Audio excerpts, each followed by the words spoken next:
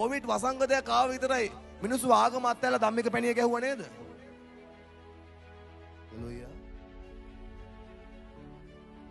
හැබැයි එනවනම් ගැහුවා ඔක්කොම ගැහුවා.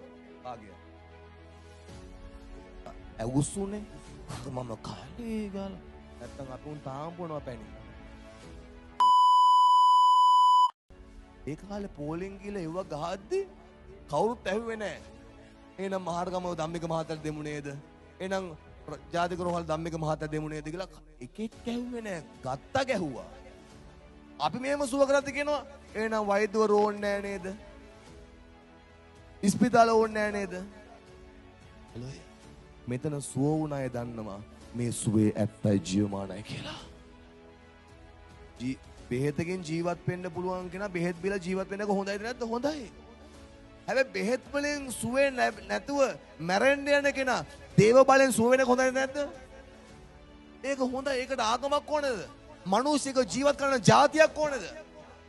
හලෝයා මිනිස්සෙක්ට කන්න දෙන්න, බත් කටක් දෙන්න ආගම හොයනවද? මෙතන මිනිස්සෙක් අපි සුව කරනවා කියලා හිතන්නකෝ.